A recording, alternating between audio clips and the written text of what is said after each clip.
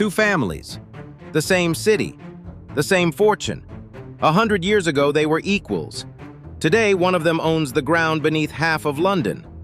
The other has a parking lot where their home used to stand. Nothing was stolen. No crash wiped them out. No scandal, no war you could point to on a map. And yet one of them survived a century that erased the other completely. So ask yourself the only question that matters here. What did the survivors know that the others never even suspected? Here is what they knew. Every fortune, from the moment it is born, is under attack. Not once, not sometimes, always. And the attackers wear no uniform. One of them is the tax collector, waiting patiently for a single death to take his share. One is the rival family, watching for the year you grow weak. One is the crowd that adores you, right up until it decides to tear you down. And one is time itself, which forgets every name that ever stops defending it. Most families never see a single one of these enemies coming, until the day it is already far too late. Look at England. For 400 years, its great families ruled from country houses, palaces of stone, older than most nations. Then the tax collector came. When the owner died, the state took its cut. First, half of everything. Then 65 pence of every single pound.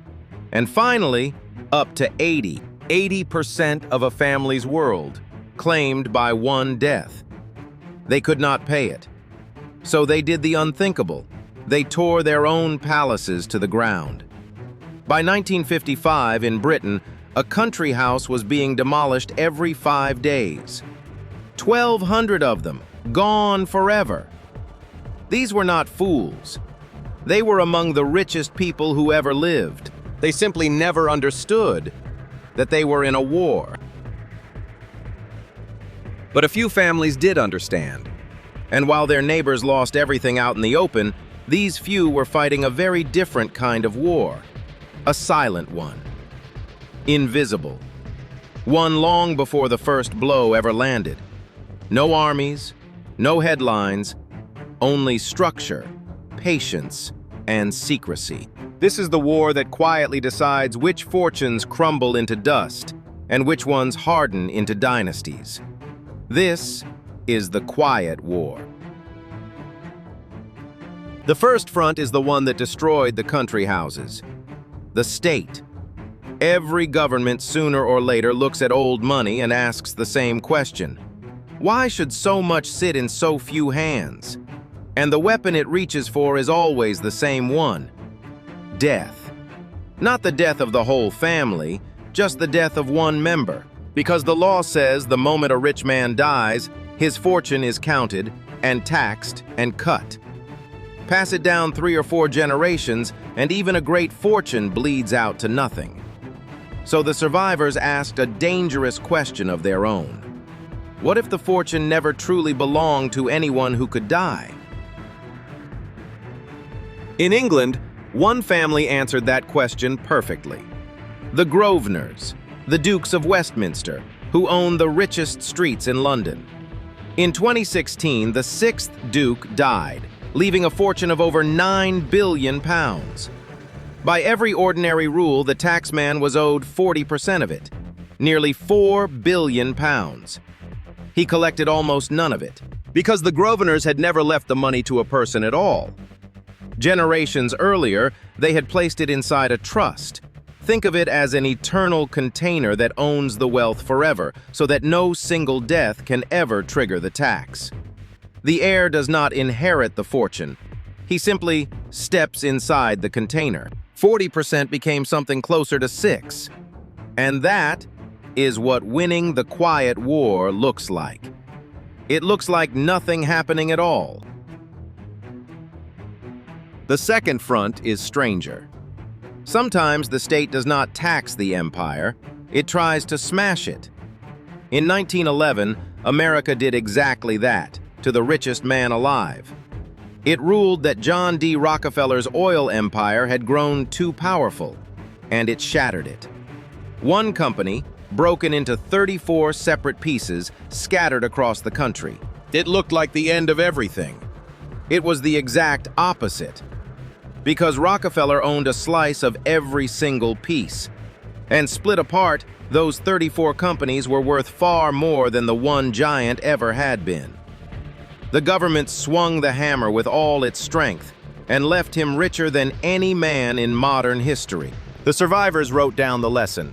An empire broken into many hidden parts is far harder to kill than one giant standing alone. The third front wears a human face. Rivals. Other families who want your place, your power, your city. 500 years ago in Florence, the Medici learned this in blood. Twice their enemies drove them out, stripped them bare, chased them from the very city they had built. Any ordinary family would have simply vanished into history. The Medici did something else. In exile, they did not rage, and they did not beg. They waited. They married into power. They bought loyalty quietly. They even placed their own blood upon the throne of the church. And both times, they came back, and they took the city again. A rival can win the battle for a single year, but beat a family that thinks in centuries, and you have won nothing at all. Now do you see the pattern? Look again at all three. The Grosvenors did not fight the taxman in a courtroom. Rockefeller never begged the government to spare him. The Medici did not storm the gates on the day they were thrown out. Every last one of them had already moved into position, long before the attack ever came. Most people believe wealth gets defended in the moment of danger, loudly, desperately, right at the end. Decoders know the real truth. The quiet war is never won when the enemy finally arrives. It is won years earlier, in silence, by the few who prepared for a war that no one else could even see coming. So how do you fight a war you are not even supposed to be seen fighting? With 4 weapons. The first is structure. We already watched it hold back the taxman, but the trust does something far deeper than dodging a bill. It separates the fortune from the fragile human being who holds it. People die. People divorce. People get sued or grow foolish or simply grow weak. A structure feels none of that. The wealth sits inside a fortress of paper that no single life can shake. The family may change completely every 30 years. The container never changes at all.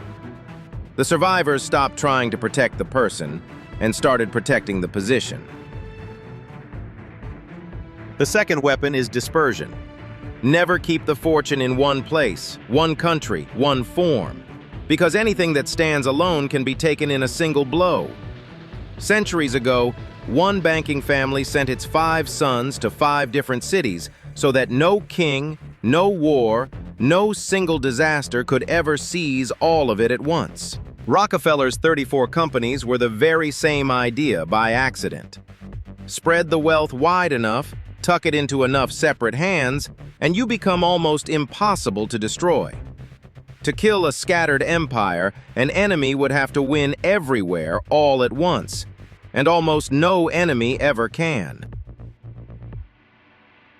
The third weapon is the strangest of them all, and the most powerful.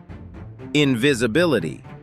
You cannot be attacked if no one knows how much you truly have. So the oldest fortunes learned to disappear, to own nearly everything while appearing to own almost nothing. There is a family office in New York that has quietly run one dynasty's wealth for over a century, from a single floor of a skyscraper, known for years by nothing but a number. Room 5600. No name on the door. An old European house lived by 3 Latin words: to exist, but never to be seen. The loud rich get taxed and envied, and eventually torn down. The quiet rich simply continue. The single greatest defense ever invented is to not look worth attacking. The fourth weapon cannot be bought at any price: patience.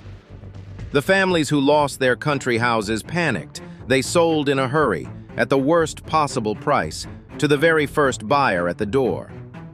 The survivors did the exact opposite. They were willing to lose a battle, to win the century, to hold when everyone around them was selling, to quietly wait out a hostile government, a ruined decade, even an entire hostile generation, because time removes every enemy eventually. Every rival grows old. Every ruler falls. Every crisis in the end passes. And the one thing time can never outlast is a family that simply refuses to be in a hurry. Structure, dispersion, invisibility, patience. 4 weapons, and every one of them must be picked up long, long before the war ever begins. But here is the hardest truth of the Quiet War. It never actually ends. There is no final victory, ever. The Grosvenor's trust does not defend itself. Every single generation, someone must understand it and guard it and choose to keep fighting a war they did not start. And we saw in the last chapter exactly what happens when they don't. When an heir inherits the machine, but not the will to run it, the whole engine breaks. The tax laws shift. New rivals rise up. The mood of the crowd turns. A great fortune is not a possession you win one time. It is a border that has to be defended every single year, forever. So now go back to where we began.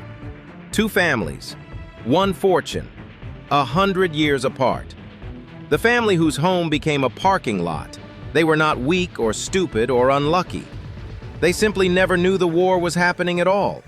They kept their fortune in their own name, in one place, in plain sight, and they only began to defend it once the enemy was already inside the walls.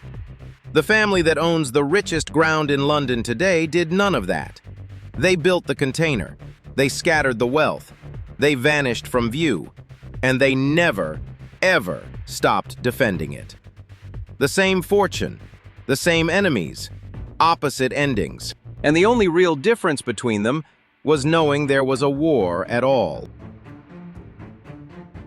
Which brings us at last to you. Everything those survivors knew, you now know as well. That wealth is never safe, only defended. That the loudest fortunes are always the first to fall. That the real battle is fought in quiet rooms, years before the danger ever shows its face. Most people will live their entire lives and never once see the war going on all around them. You will not be able to unsee it now. Look at any great fortune that has truly lasted, and you will start to notice the thing the crowd never does. Not the money, but the defenses. Silent, deliberate, everywhere. You built the architecture. You hid it inside the vault. You passed it down through the inheritance. You set the eternal engine turning. You forged the air to keep it alive. And you learned in the end why the engine breaks. And now you have seen the war that surrounds all of it. The quiet war that never, ever stops. 6 chapters to build a dynasty. And this one, to keep the world from ever taking it back. The Codex will not rest, Decoder, and neither can any fortune that means to outlive the one who built it. Somewhere, right now, in a silent room, the next move is already being made. This has been the Quiet War.